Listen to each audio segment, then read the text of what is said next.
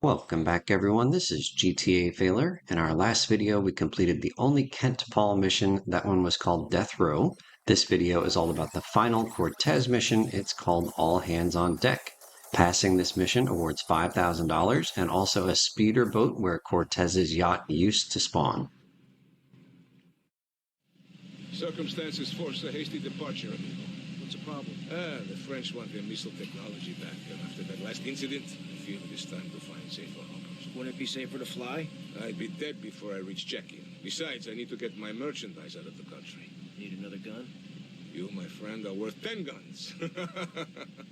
As we heard, Cortez needs to flee Vice City. He is being chased by the French. So why is he being chased? Well, if you recall in the mission Mall Shootout, we met a French courier to steal some French military technology, and that deal was ambushed by a French military group. So that French military group is here, back with a vengeance, trying to get back their stolen technology. It turns out it was missile technology.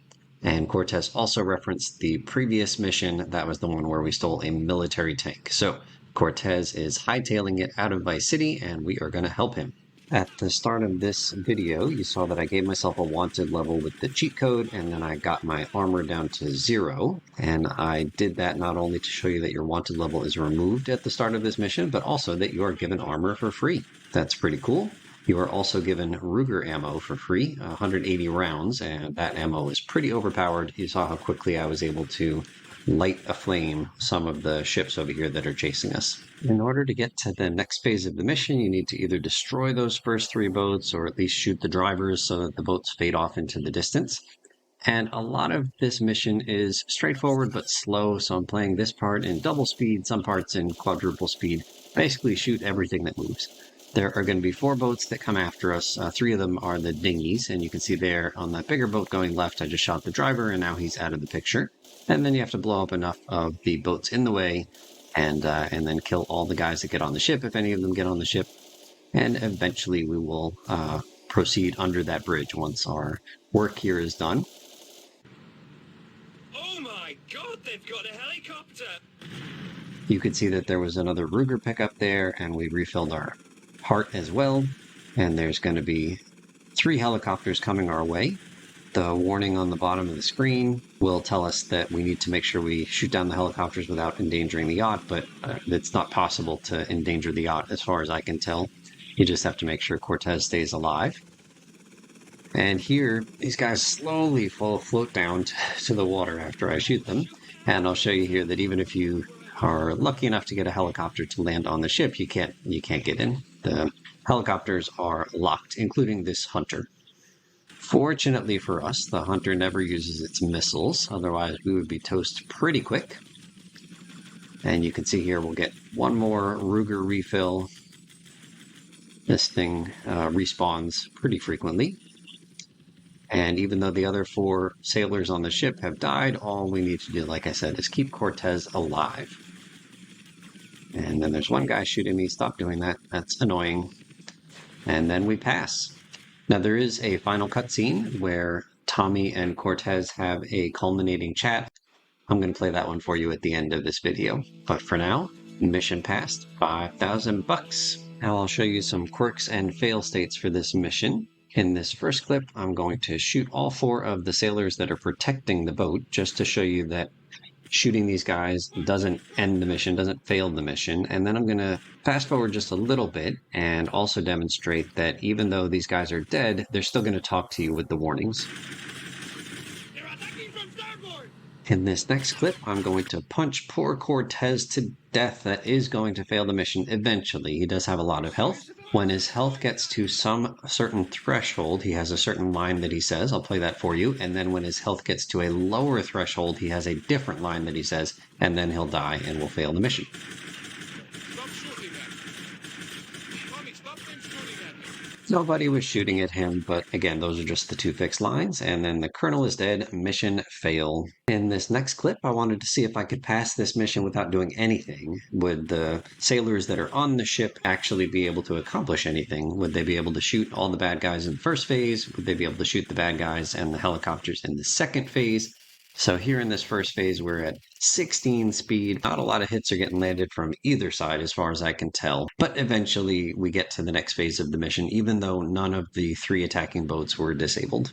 The second phase of the mission took way longer than the first phase, and I waited around for 24 minutes in real time. I'm just going to super fast forward through most of this, although I will play you a few lines of dialogue that I've never heard before. Come on, kill them. My country will love you. Oh, shoot the helicopter! But everywhere I look, there are Frenchmen. I hate them. Oh, Tommy, take that chopper out! Oh! This is for beer, cheeseburger for your fucking French friend. We got to the helicopters pretty quick, and those first 2 helicopters were shot down reasonably fast by Cortez and his sailors. But the problem is the final helicopter, the Hunter, he doesn't like dip down to drop off any French folks. And so it took forever for anything to happen with that Hunter helicopter. Here I'll show you the second of the first 2 helicopters getting shot down. Again, it was only possible because the first 2 helicopters dipped down real close to the yacht, and so eventually Cortez and this surviving sailor shot and exploded the second helicopter, but then the Hunter came and it was a whole lot of nothing going on for a long time between Cortez and the Hunter. I'll show just the first couple of passes of the Hunter over the yacht. The Hunter will take a bunch of shots at Cortez and miss almost all of them, but occasionally he'll get a lucky shot in and hit Cortez or maybe hit Tommy. And also, when the Hunter is really close to the yacht, Cortez will take like 1 shot at the Hunter, maybe 2 if we're lucky. And of course, most of those are going to miss as well. Like, eventually, either Cortez's health is going to go to 0 or the Hunter's health is going to go to 0. How are you? Right there, you can see that Tommy's health was down at about 50, and we got another brand new line from Cortez. Tommy, how are you? So that's pretty cool, letting Tommy know that his health is low. So now I've skipped 11 fruitless minutes of watching the Hunter and Cortez aimlessly shoot at each other and occasionally hit, and the Hunter sadly won this battle of wills. The Colonel is dead. Is it possible to pass without doing anything? Yeah, I guess so. I don't know how close the Hunter was to getting blown up, but I don't know. Maybe it's a coin flip, and eventually, if you try enough times, you can win without doing anything.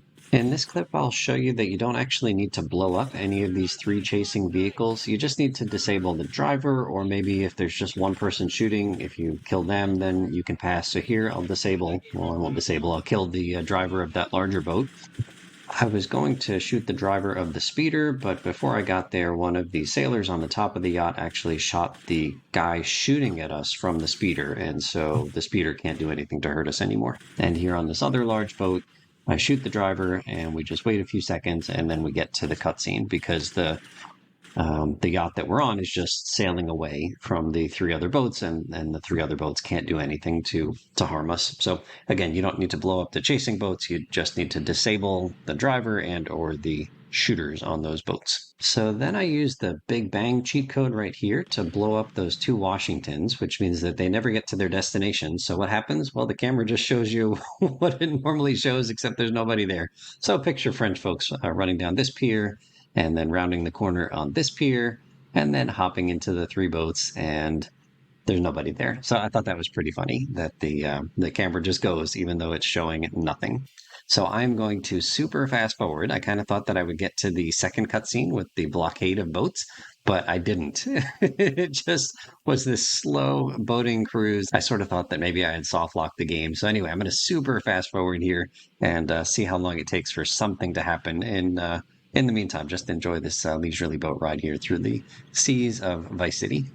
Eventually, we got the cutscene showing the blockade of boats, but it was weird because the yacht was still pretty far away from that blockade in terms of its position here in the sea. But we do gradually drive the boat over to that blockade of boats, and then the mission proceeded as usual. Just for kicks, I decided to continue to use the Big Bang code, so we'll use it on the big blockade of boats, and then we'll use it on each of the 3 helicopters. So sad to watch all these boats slowly sinking to the bottom of the water. Sorry, boats, you done good. So here come the 2 helicopters. Again, Big Bang impacts them as well. I felt really bad for the Hunter, because the Hunter got blown up during the cutscene. It didn't even get to take control for a moment. See ya! And then the mission passes as usual.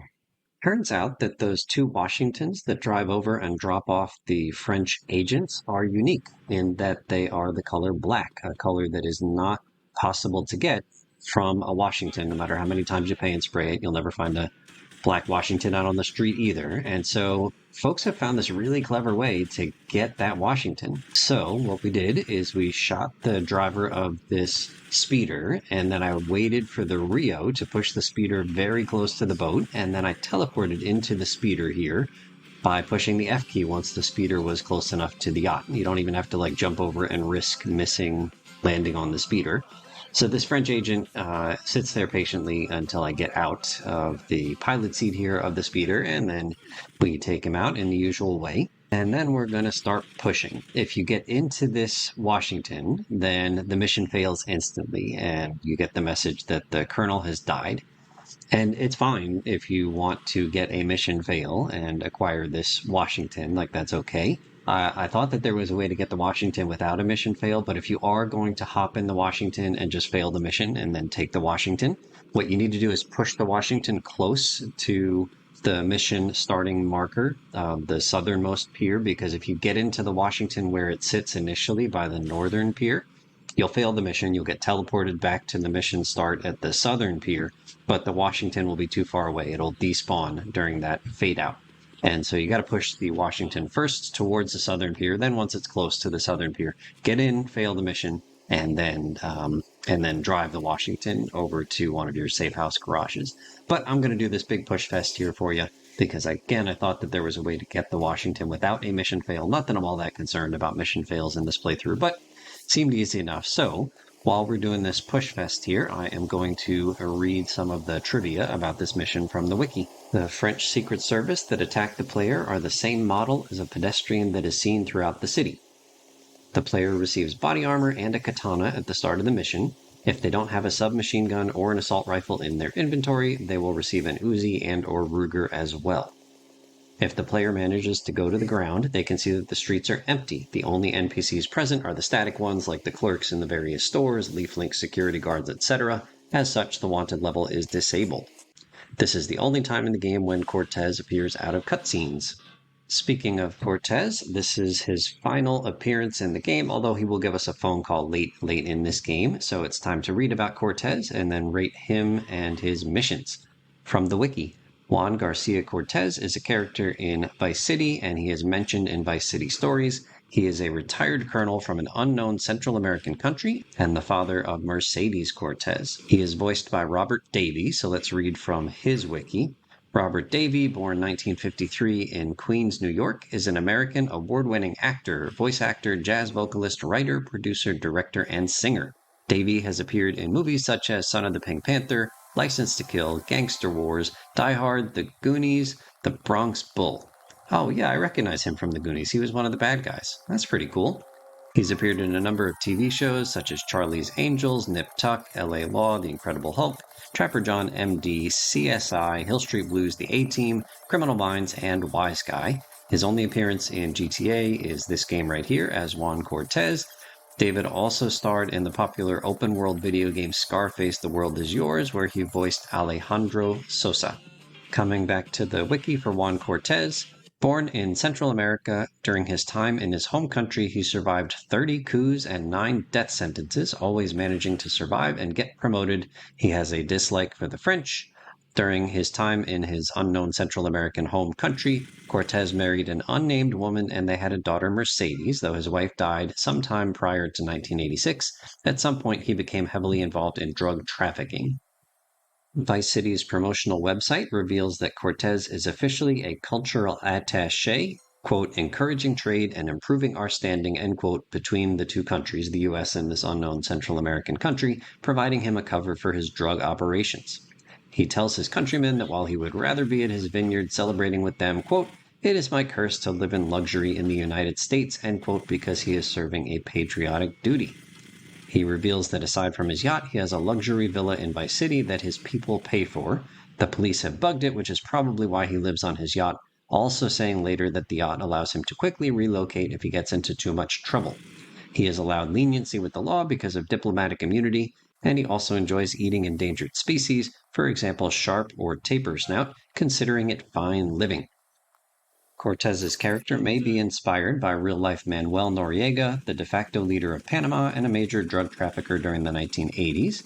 Cortez's name may also be a reference to Felix Cortez, a character and primary antagonist from Tom Clancy's Clear and Present Danger.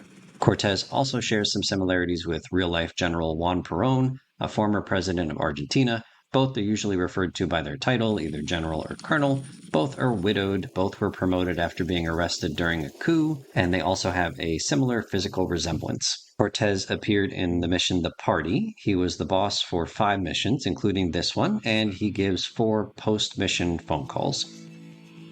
Now it's time to rate each of the 5 Colonel Cortez missions, beginning with Treacherous Swine. That's where we had to go up onto a rooftop and kill Gonzalez, probably with a chainsaw.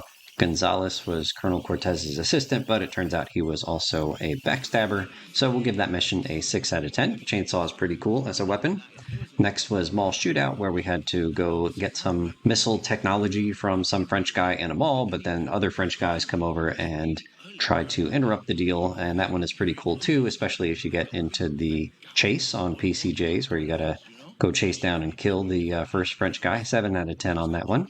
And here you can feel my disappointment. Poor Tommy went through all of that trying to not get a mission fail, but also steal that Black Washington, and it just disappeared from my garage. What a ripoff. And now I'm trying this mission again from the start, but this time I'm going to push that Washington over to the mission start marker and then just get into the Washington and accept that I'm going to get a mission fail because the colonel dies as soon as you get into a car. And then I'll just drive it over to my safe house and get rid of the Spanned Express and just accept the fact that I'll get a mission fail here in exchange for grabbing this uniquely colored Washington. In the meantime, let's go back to rating the missions of Colonel Cortez. Then we did Guardian Angels, where we had to stand up on a rooftop and watch over a deal between the Cubans and Ricardo Diaz. That one was pretty fun too, 7 out of 10. Next was Sir Yes Sir, where we had to steal that tank. Pretty easy, honestly, just because you can shoot the driver of the tank once and then just hop into the tank and drive off, and there's not really much that the military can do to come get you. 6 out of 10 there. And then finally this one here, 8 out of 10, tied for one of my favorite missions so far in the game. Really, really cool to use all the different weapons, and you got to take out the first set of boats and then the second set of boats, and probably deal with French folks coming onto the yacht, and then also taking out those 3 helicopters at the end. 8 out of 10 for this mission. Putting it all together, we are going to average everything out and give Colonel Cortez a 7 out of 10 as a boss. He is currently tied for the lead with Kent Paul, who also got a 7 out of 10. So here we are with our uniquely black-colored Washington. Now, of course, we've got to get rid of the vehicle that's in this garage already. It's the Spanned Express. It doesn't really serve any purpose for me. I just wanted to show you can get it, even though it only appears during 2 missions and never on the streets and never in a fixed spawn location. And we'll go ahead and show off all sides of this black Washington. I just think it looks very, very cool. I haven't found a vehicle I haven't liked in a unique black color in either GTA 3 or Vice City. I think black just looks great on these cars. Note that this is not an FBI Washington. It's a straight up Washington that has the unique FBI black color.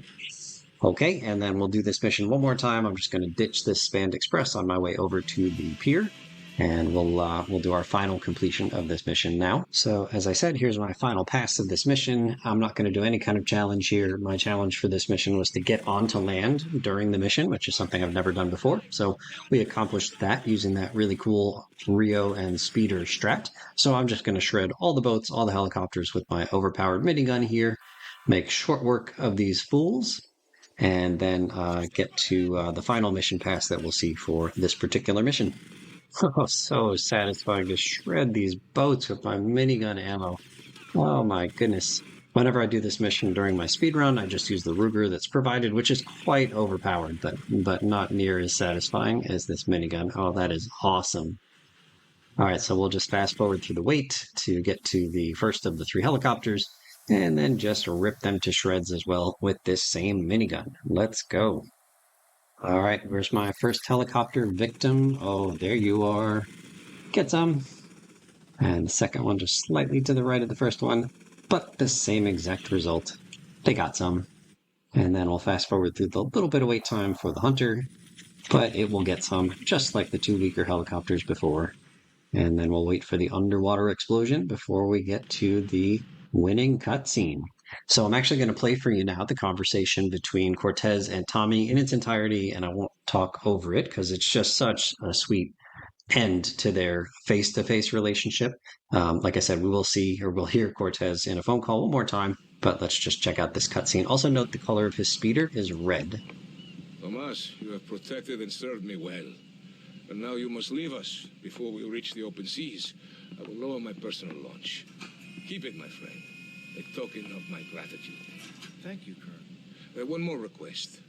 While I'm away, could you keep an eye on Mercedes for me? I think she could look after herself, but sure, I'll keep an eye out. Gracias, amigo. Hasta luego. Adios, amigo.